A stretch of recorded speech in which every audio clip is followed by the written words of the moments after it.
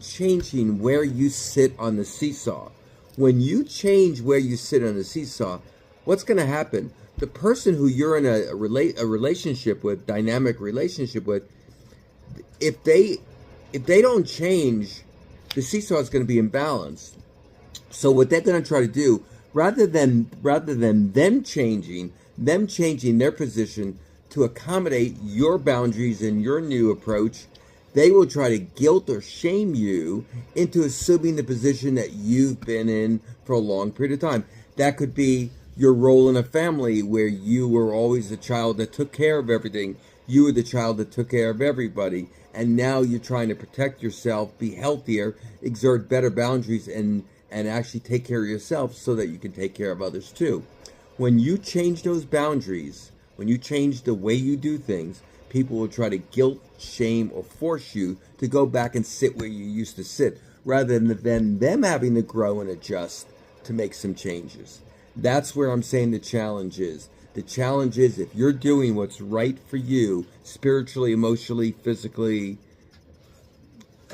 you're having a calling and you're seeing that this is the healthier way that you need to act and behave and think in these processes.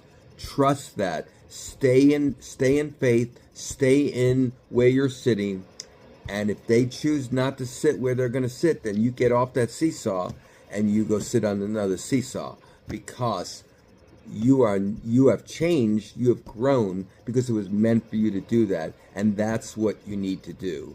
So I want to keep that in mind with y'all. I was coming into work and I heard a pastor talking about eagles and crows. And he was talking about the fact that crows are eagles, some of the biggest enemies. Crows mess with eagles. What happens is, an eagle's obviously big and strong. An eagle could handle a crow, but what does an eagle choose to do instead? Soars higher, because eagles can fly at altitudes that crows can't. And that's what we need to do. Sit on the seesaw, soar like an eagle, live your best day. This is Houston's dancing psychiatrist, Dr. Barry G. I do have a class tomorrow, by the way. I am teaching tomorrow at Westheimer and Gessner, at the LA Fitness on Westheimer and Gessner. I would love for y'all to come join me there. It's a 5:45 class. If you need a pass, let me know and I can get you a pass. Today I'm actually going to yoga after class, not teaching yoga, actually going to yoga class. But Thursday night I am going to be teaching. If you guys could come down and dance, get those good